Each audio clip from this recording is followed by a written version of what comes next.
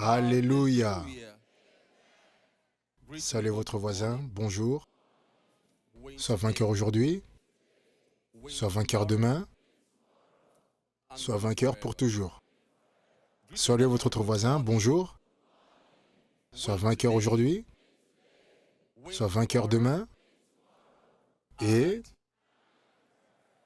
sois vainqueur pour toujours. Alléluia.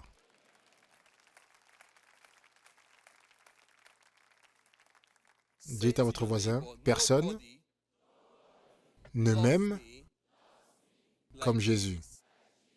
Dites à votre autre voisin, personne ne m'aime comme Jésus. Est-ce vrai?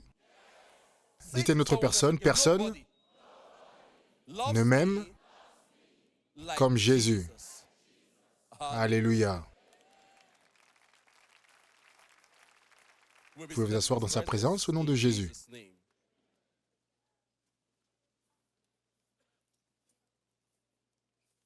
Alléluia. C'est le moment de la parole de Dieu. Préparons-nous et ouvrons rapidement nos Bibles. Juste un petit mot. Êtes-vous ici avec votre Bible? Ouvrons nos Bibles dans le livre de Jean,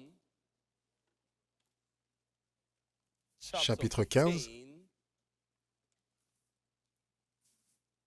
verset 13. Nous lirons ensemble. Vous y êtes?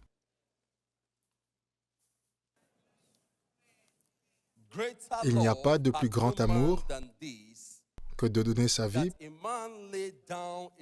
pour ses amis.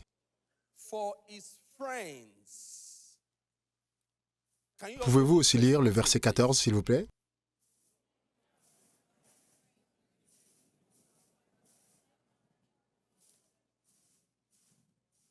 Constatez quelque chose. Les amis dans le verset 13 ne sont pas les mêmes amis que dans le verset 14. Alléluia.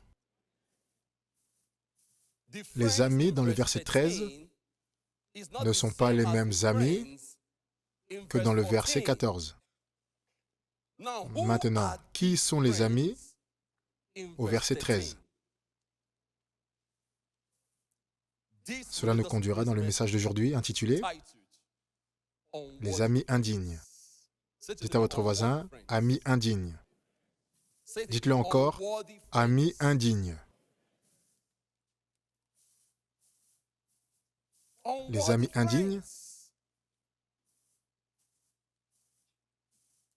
ces amis dont Jésus-Christ fait référence ici, dans le verset 13, ne sont pas de saints amis, pas les honnêtes, pas les bons, pas ceux que vous aimez, pas les amis parfaits, pas les justes, parce que personne n'est juste. Même Jésus l'a dit, personne n'est bon sauf Dieu.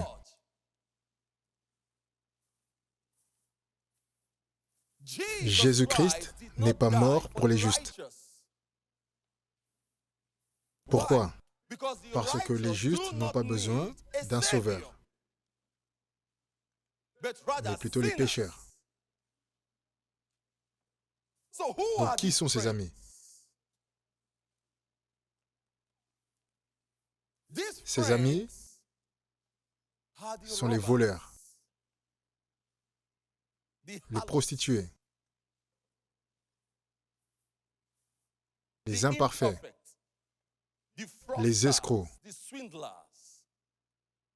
les ignorants,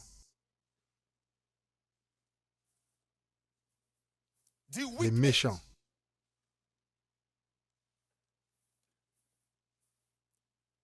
Puis-je aller plus loin? Nous sommes les amis indignes, car aucun homme n'est né juste, excepté Jésus-Christ. Dites à votre voisin, nous sommes les amis indignes, car aucun homme n'est né juste, excepté Jésus-Christ. Nous sommes les amis indignes. Même le roi David l'a dit clairement dans sa vie personnelle, dans le psaume 51, verset 5. « Et ma mère m'a conçu dans le péché. » L'apôtre Paul l'a dit clairement à son propre sujet, dans 1 Timothée 1, verset 15. Je cite, il a dit, « C'est une parole certaine et entièrement digne d'être reçue, que Jésus-Christ est venu dans le monde pour sauver les pécheurs, dont je suis le premier. » Remarquez cela. Dont je suis qui? Il n'a jamais dit « j'étais », il a dit « je suis ». Remarquez cela. Il n'a jamais dit quoi? Il n'a jamais dit « j'étais », il a dit « je suis ». La Bible dit « tous ont péché et sont privés de la gloire de Dieu ». Tous. Et c'est pour cela que Jésus-Christ est mort pour tous et non quelques-uns. Dites à votre voisin, Jésus-Christ est mort pour tous et non pour quelques-uns. La Bible dit tous ont péché. Comment? Pour faire court. Romains 5, verset 12 et 19 dit, « C'est pourquoi, comme par un seul homme, le péché est entré dans le monde. » Qui est cet homme? Qui a péché? Adam, merci. Par un seul homme, le péché est entré dans le monde. Et ce péché nous a tous tenus en servitude, nous en sommes devenus les esclaves. Nous sommes tous des débiteurs en tant que pécheurs. Et le péché est une dette. Le péché est quoi? Une dette. D-E-2-T-E. Qu'il soit grand ou petit, c'est plus que ce dont nous sommes capables de payer. Qu'il soit grand ou petit. C'est une chose qui ne peut pas être payée. Une dette qui ne peut être remboursée du vivant d'une personne. Cette dette, ce péché, nous rend inaptes pour Dieu. Cela nous rend quoi? Inaptes pour Dieu. Mais gloire à Jésus. Jésus est venu, l'agneau de Dieu, pour payer cette dette qu'il n'avait pas. Pas qu'il était forcé, mais il l'a fait par sa propre volonté, parce qu'il nous aime, et non parce que nous l'aimons. Nous, les amis indignes.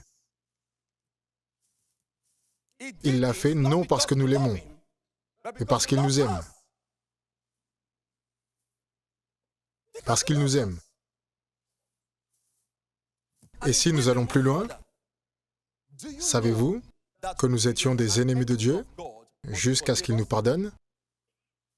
Romains 5, verset 10. Nous étions les ennemis de Dieu jusqu'à ce qu'il nous pardonne. Imaginez une personne venant mourir pour ses ennemis. Venant mourir pour ceux qui ne l'ont jamais aimé. Venant mourir pour ceux qui ne l'ont jamais désiré. Quel est ce genre d'amour? Cet amour contredit la logique. Elle est au-dessus de l'imagination. Elle est au-dessus de l'imagination. Elle est impensable. Ce n'est pas normal. Si je vous demande, peuple de Dieu, pour qui vaut-il la peine de mourir? Pour un ennemi? Parlez-moi, parlez-moi. Pour un ennemi? Pour un voleur? Pour une prostituée? Pour un fraudeur? Demandez à votre voisin, peux-tu mourir pour moi? Que répond-il? Demandez à votre voisin s'il vous plaît. Ok, demandez à votre voisin, m'aimes-tu? Demandez à votre voisin, m'aimes-tu? Que disent-ils? Maintenant, demandez-leur, peux-tu mourir pour moi? Que disent-ils? Non. Mais tu dis que tu m'aimes.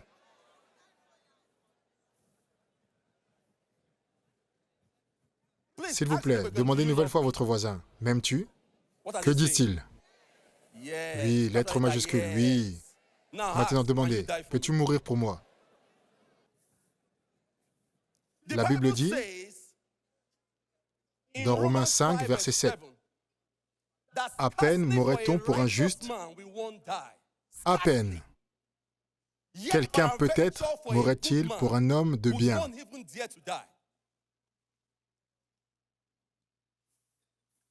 C'est quel type d'amour? La même Bible nous fait comprendre, dans Proverbe 21, verset 18, par la providence divine, par l'arrangement divin, par l'ordre divin, c'est prédestiné que le méchant servira de rançon pour le juste, le transgresseur pour l'honnête. Mais dans le cas d'un cas inégalé de grâce divine, Jésus-Christ, le juste, est devenu la rançon pour nous, les méchants. Écoutez cela, l'homme est méchant. C'est pour cela que nous devons naître de nouveau. Jésus-Christ, le juste, est devenu une rançon pour le méchant. Jésus-Christ a changé l'ordre. Il a changé le statu quo.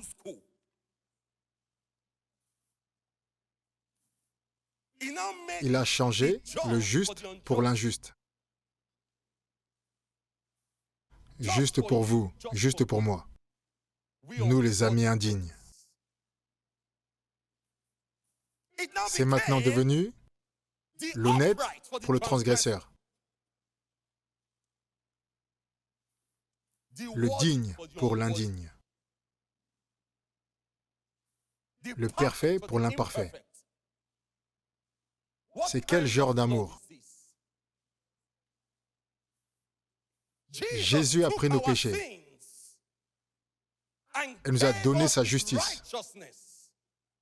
Cela est quel genre d'amour? La Bible dit dans 2 Corinthiens 5, verset 21, « Il l'a fait devenir péché pour nous,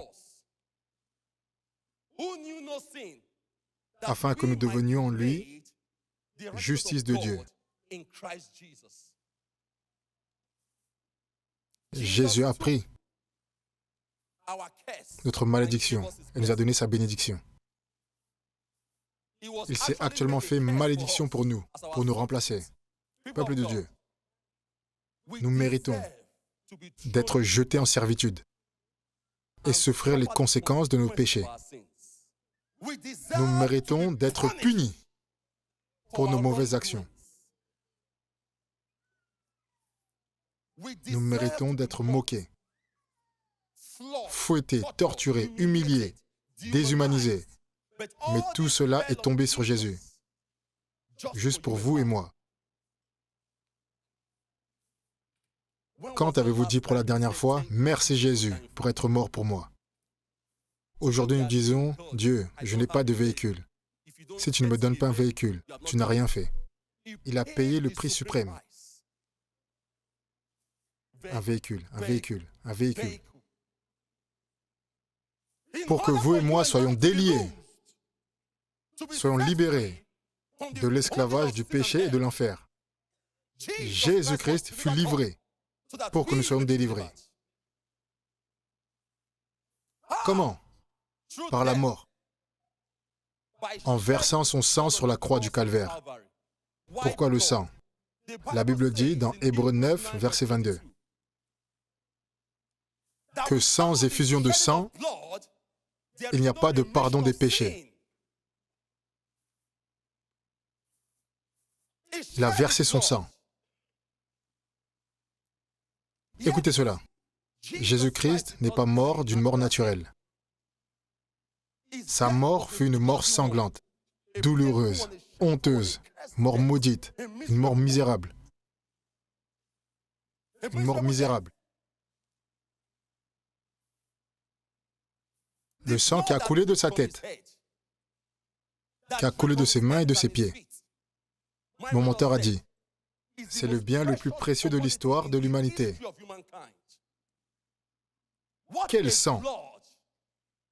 Un sang juste, un sang saint, un sang pur. Ô Seigneur, Père, je te remercie d'être mort pour moi. Merci Jésus d'avoir payé le prix pour moi. Merci d'avoir versé ton sang sur la croix du calvaire, juste pour moi, ton ami indigne. Cela me rappelle Pilate, dans Matthieu 27, du verset 24 à 25. Pilate a dit, « Je lave mes mains parce que je suis innocent du sang de ce juste. » Savez-vous ce que nous avons répondu, nous les amis indignes? Lisez le verset 25. Nous avons dit que son sang retombe sur nous et sur nos enfants. Quelle chose dangereuse! Regardez, imaginez que le sang de Jésus soit le sang de la vengeance. Ils ont dit que son sang soit sur quoi? Sur nous et sur nos enfants. Le sang de l'homme et le sang de la vengeance. Mais le sang de Jésus, merci Dieu, oh merci Dieu, merci Dieu. Que le sang de Jésus ne soit pas le sang de la vengeance, mais le sang du pardon, le sang de l'expiation, le sang de la rédemption, le sang de Jésus. Que son sang retombe sur nous et sur nos enfants. Remarquez, le sang est en nous aujourd'hui. Nous devons juste remercier Dieu que ce ne soit pas le sang de la vengeance. J'aime ce que la Bible dit dans Hébreux 12, verset 24. Il dit que le sang de Jésus-Christ est le sang de l'aspersion, qui parle mieux que celui d'Abel. Ce sang parle de guérison aujourd'hui. Il parle de la délivrance aujourd'hui.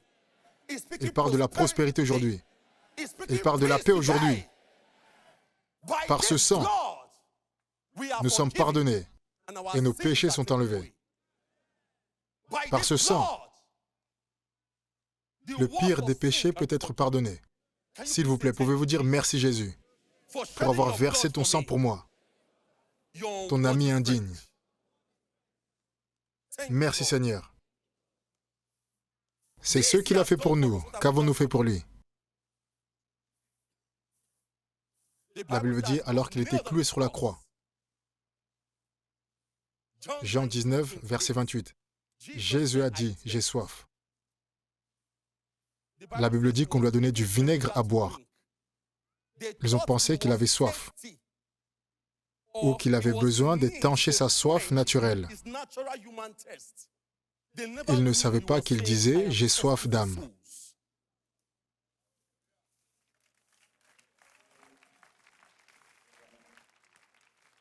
Lorsqu'il a dit « j'ai soif », ce n'était pas d'eau ou de jus dont il était assoiffé, mais des âmes. Vous, votre cœur. Il a dit « donne-moi ton cœur et que tes yeux se plaisent dans mes voies ». Jésus vous appelle à changer. Êtes-vous ici et vous n'êtes pas encore né de nouveau? Qu'attendez-vous? Qu'attendez-vous? Il ne vous condamne pas. Souvenez-vous de ce que Jésus a dit à la femme qui fut attrapée en plein acte d'adultère. Dans Jean 8, verset 11. Il a dit, je ne te condamne pas non plus. Il a dit, va et ne pêche plus. Il ne vous condamne pas. Il ne nous condamne pas. Peu importe à quel point vous pensez être mauvais, ou à quel point vous avez l'impression d'avoir péché, grâce à son sang, le plus grave des péchés peut être pardonné, et vous n'avez pas commis le péché impardonnable. Pourquoi ne pas venir à Jésus? Si Dieu a pu changer Moïse, un meurtrier, en libérateur, il peut vous changer? S'il a pu changer Saul, le persécuteur de l'Église, en Paul l'apôtre, il peut en faire de même pour vous. Si Dieu a pu secourir Rahab, la prostituée, du péril, de quoi parlons-nous? Ce même Dieu n'a pas changé. Il est le même hier, aujourd'hui et éternellement. Il dit, venez, venez à moi, vous, amis indignes. Venez à moi. J'ai payé le prix suprême. Peu importe à quel point vous pensez être sale, venez comme vous êtes. Et je ferai de vous ce que je veux que vous soyez. Qu'avez-vous besoin de faire? Reconnaissez juste que vous êtes un pécheur, dans le besoin de son pardon divin, dans le besoin de son salut. Repentez-vous de vos péchés et venez à Jésus, parce que la repentance est notre seul espoir de recevoir la miséricorde de Dieu. Jésus a soif de votre âme. Il vous veut. Par ce sang qu'il a versé, il vous a rendu digne pour Dieu. Quoi d'autre? Le cas est réglé. Que Dieu bénisse sa parole au milieu de nos cœurs. Au nom de Jésus.